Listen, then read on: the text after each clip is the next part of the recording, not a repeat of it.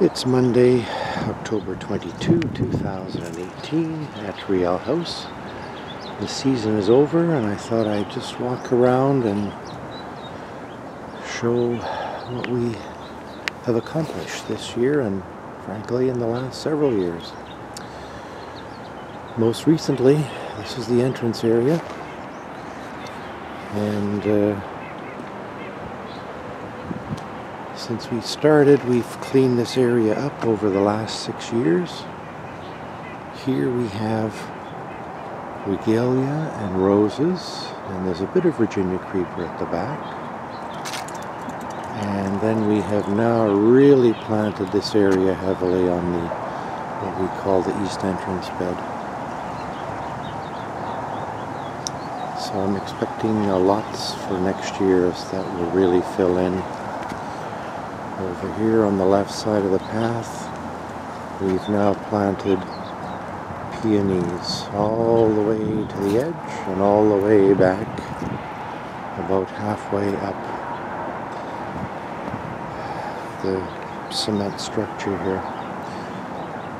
The nice thing about peonies is that they will bush out and look quite presentable. The only one little challenge is the moment they blossomed, they need to be dead-headed. But other than that, that should look quite good.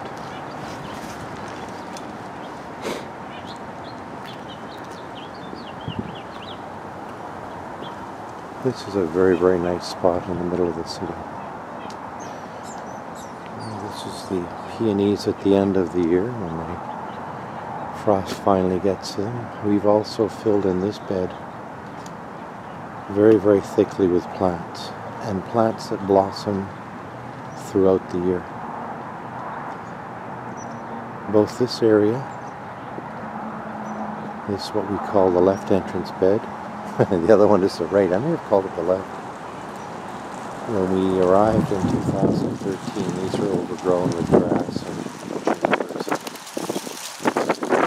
weedy trees. This entire area has been planted with daylilies, roses, Joe Pye weed, Virginia creeper, and by making this bed, we persuaded people not to cut through here. And that was the reason for a lot of the plantings around this area, was to persuade people not to cut through and also to soften the edges. I mean, this is a sort of an 80s style area, and it's very bunker-like. These are irises donated by one of our neighbors. So, that's the entrance beds. Let's go down and take a look at before we go down to the parking lot, we'll just do a quick zoom here. This bed just hasn't quite got going. Our next step is to plant native plants in here. We'll see how we do. Right at this spot where you see the disturbed soil, right there, we planted some prairie crocus there this fall. But really all this needs to be dug out with a lawn edger, remove the soil, or sod, and then planted. There's lots of soil in here, no problems. But it's just an area that has always been a challenge for parks and for us as to what to do with it. Let's go down to the parking lot.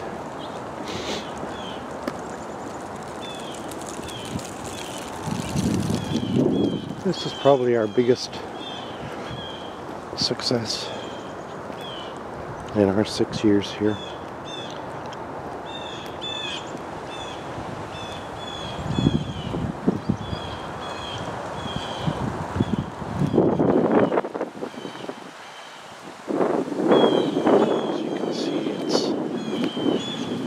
Done for the year now. I believe this one is this grass is prairie drop seed.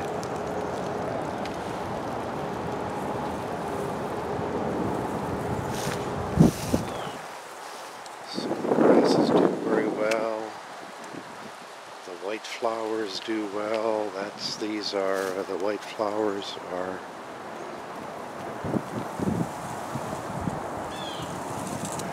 these white flowers are Liatris, meadow blazing star.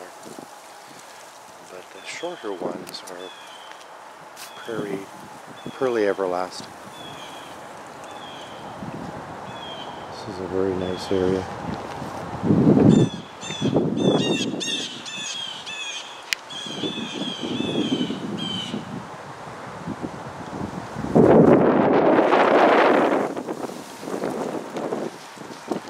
It's a fresh day today. It's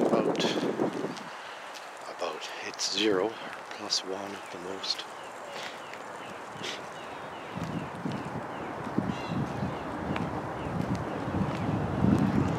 So this was a lot of work in 2015, but it turned out very well. Very, very well. Prairie drop seed.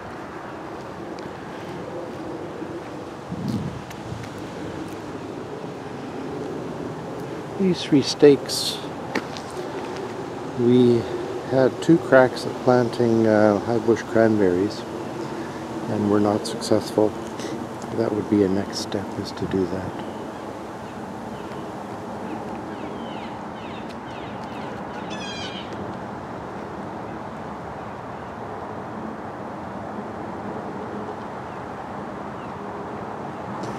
So that's the parking lot garden.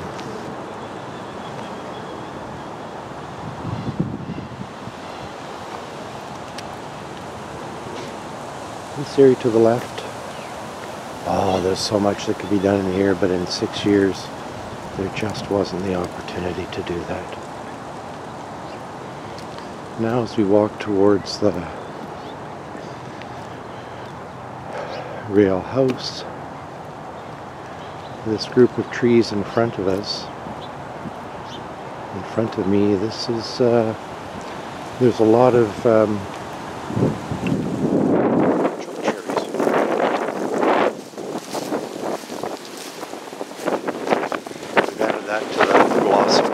blossom charts as to when things blossom in this area.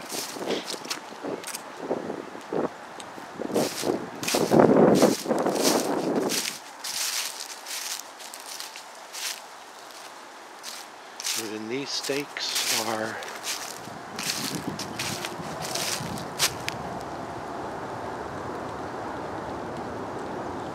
Saskatoon bushes. They have struggled a bit in here. I think they will do okay. And we've left the wire cages around them protecting these rabbits.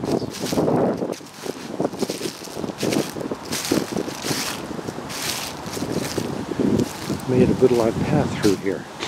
And this spring, or this fall, we were very fortunate to come across a source of ferns, and we put about 100 ferns into here, into this area on both sides.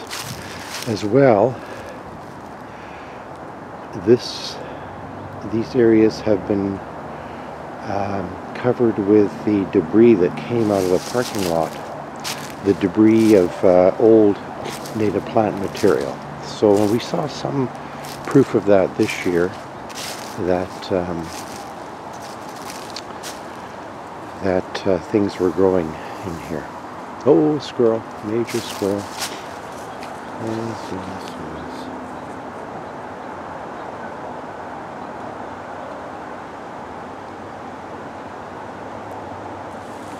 Lots of wildlife in here.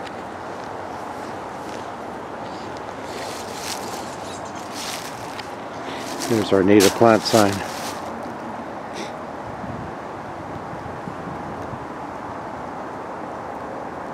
Native plants and grasses. Des plantes et de grammaires indigènes.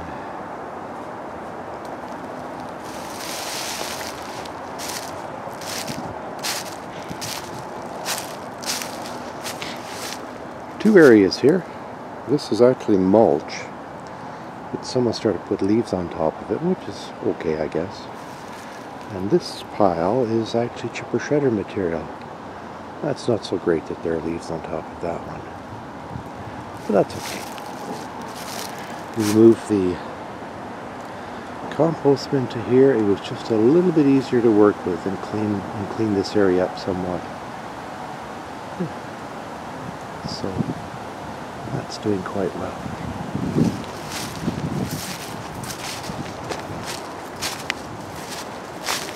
As you can see, there's going, oops, pardon me.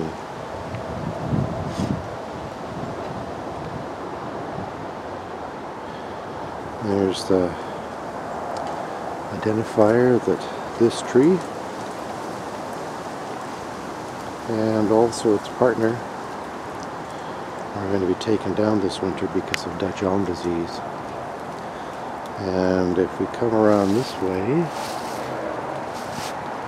if I just zoom into this, and if you look through, I don't know if it'll show, yes, right there.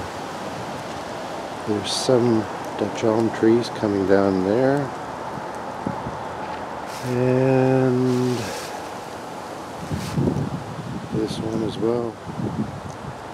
That's going to open the area up, which is unfortunate.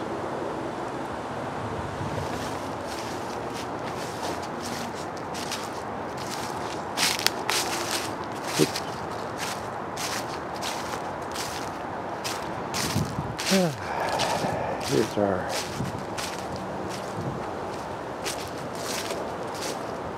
kitchen garden.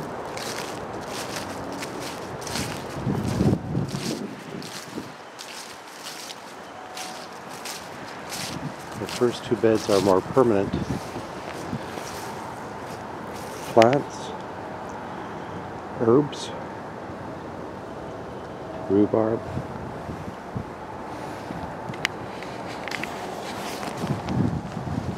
asparagus,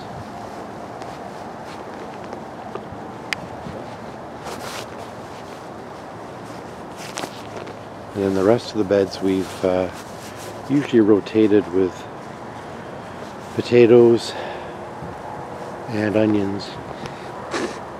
Excuse me. And carrots. Never been quite as successful as we wanted to be, and that could be because we just are not able to spend the amount of time that's necessary to keep these beds in good shape and really producing. Here are two barrels that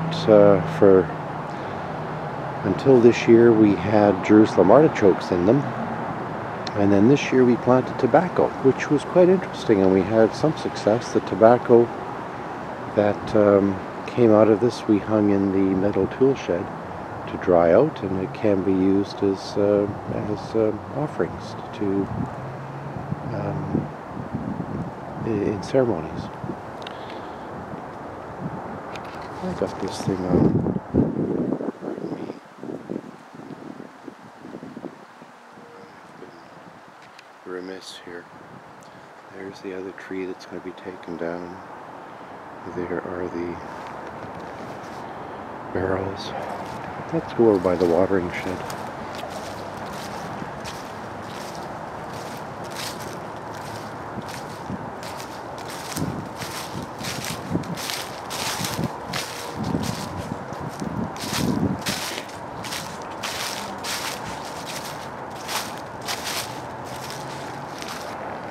Planted some Virginia creeper here. It's just starting to go up this side now. Here, I'm going to open this. Actually, I'm not sure about my keys today, so I think we'll leave that for today. So in here are the tools that we use more frequently. But primarily what's in here is are the hoses for watering and the bench to use when we put our boots on, if we need to put our boots on.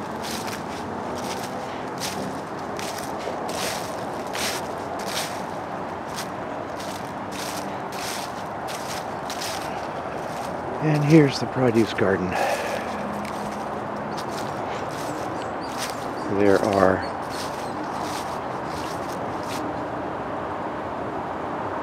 30 beds. Here we have beds 1 and 2, 3 and 4,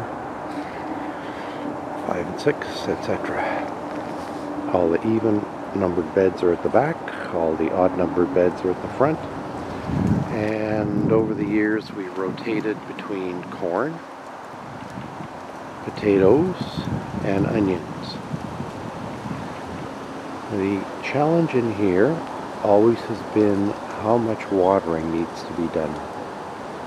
We've been, from a wheat perspective, it's been okay.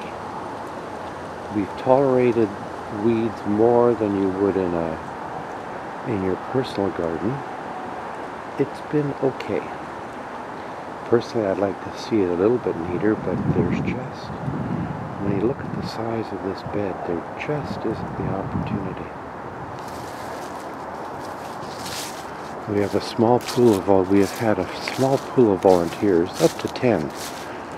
There's 10 names on our call list, but typically there's 3 of us here, and 2 of us are, I'll say, more or less permanent every time, and then there's 1 or 2 others that pop in on a fairly consistent basis.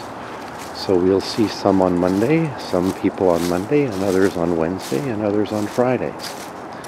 And it's a bonus when some of our volunteers who are working drop in because they have a day off or they've just flown in from out of town and are looking for some gardening work. These stakes are for blueberries, and I don't think they've been successful here, so these really need to be done again. But that would be another task for another year. This is regalia, and it does blossom. This border, as you can see, is a bit of a challenge. These evergreens don't really belong in Manitoba, not this part of Manitoba. They would have been planted here in probably the 50s, this set of trees, or the 40s.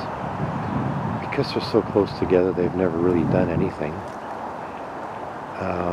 other than primarily kill everything, and they inhibit growth around. So there's not very much going on here. In between, we've got these regalias. And there's, I can see 4 of them, 5 of them in total, and there's nothing else here. The regalias are really overgrown and they're in the dark.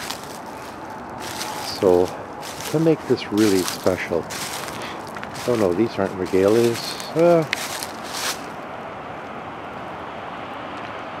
I'm not sure what these are.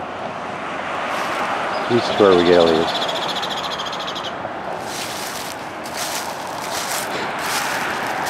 Now these last 2 beds, 29-30, which are right here, we've always used as beds of debris, sod and leaves, as you can see. Here's a nice view of all the beds. And now you can see at the end the trees that will be removed this fall.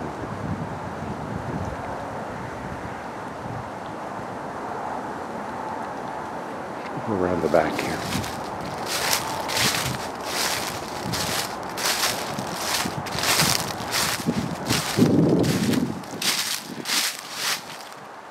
We had hoped to use the barrels as a demonstration for watering and fill them and water periodically, but they just leak. It doesn't work. But what they do work is if you mount the sprinkler on top of the barrel, it's at a nice height to clear the growth of either the potatoes or the corn. So that was very successful. And ideally, we'd want to put another barrel further down that way and another one here. It takes 3 passes at the garden to water the entire produce garden. So each pass is 45 minutes, so you're looking an hour and a half to almost 3 hours.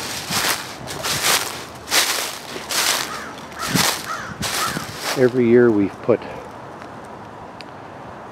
compost, or pardon me, aged cow manure into these beds. You can see the ones aren't covered in leaves yet, the ones at the far end. And it's 8 pails per bed this year, and we had 5 yards delivered this year, 5 yards the prior year, 5 yards the year prior to that, and in 2015 we had 15 yards delivered.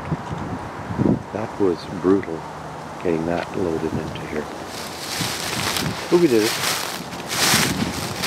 And the beds the soil is in much better shape than it was when we started in 2013. This little jig jog in the bed was where the compost bin used to be, and we just moved it this year. Here we have raspberries. This needs to be the dead canes. The 2-year canes can now be removed. That could be a task for later this week, we'll see. And then the fluffy things you see over here. This is milkweed. This is invasive milkweed. It's very nice looking. It smells very nice. The flower heads are very fragrant. It bounces around. If it's in the gardens, we tend to let it stay. If it's in the beds, on the paths, we do pull it.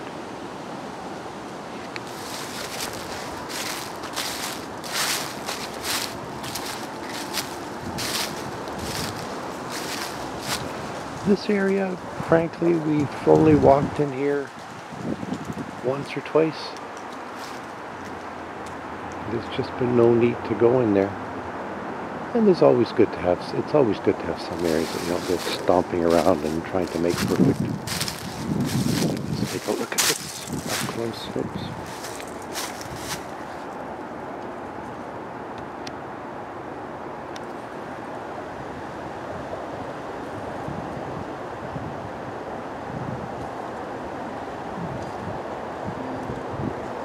It's very fluffy.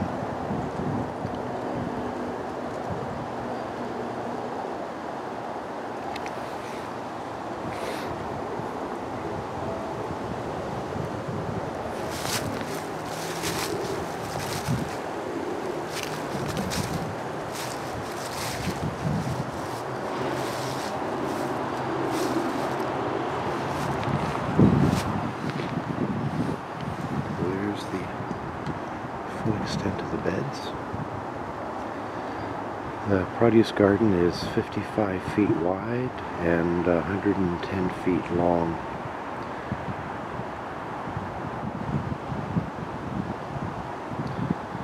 The paths are 3 feet wide. The beds are 4 feet wide, and each bed is 22 feet long.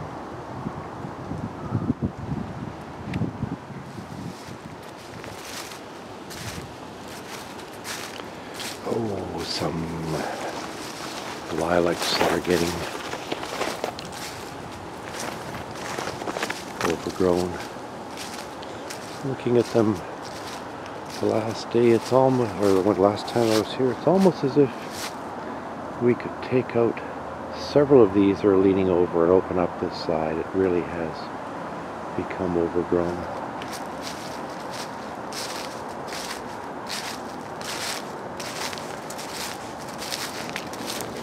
This is a pile of dirt. On a Parks Canada site,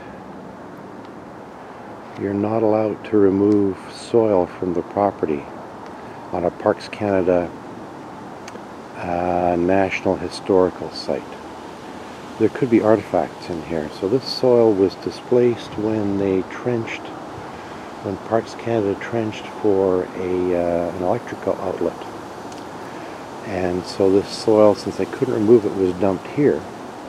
And this year, it's been 3 years now since it was here. This pile has done nothing. It doesn't even, nothing even hardly grows in it.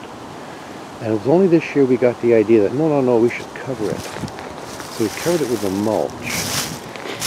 And it seems to have, yes, you can see now, even that, it's wet. And that wasn't the case before. It would just dry out straight away. So we're starting to get some life, some microbial life into this earth. This area is where the tent goes in the summer, and where they have outdoor festivals during the year. And that's why it's grass, and it will stay that way. Along the edge, this area we've never really gone into. There's so much that could be done to this, but it's bounded by the amount of volunteers, primarily the amount of volunteers, and how we would handle those volunteers.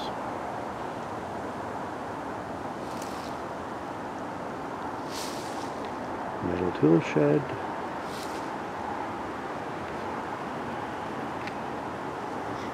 Compost bin. By the way, the locks on the compost bin are not to prevent theft, but only to identify which bin is open. Right now I think they could all be open because we've been using all of them. But typically during the year what you want to do is leave 2 of the bins locked, or leave 1 bin open I should say. And that's the bin people would throw compost material into. And as opposed to having all 3 bins open, in which case they throw them into all 3 and it doesn't matter. And it just makes it harder to turn the compost and keep things organized. So, that's a tour of the property. It's been a very, very enjoyable 6 years. I think next year the house gets painted. Next year, perhaps the fence gets redone. It's a bit shaky in spots, but it's a wonderful property when you want to garden and want to work with nature. And with that, we'll close off for 2018. Bye for now.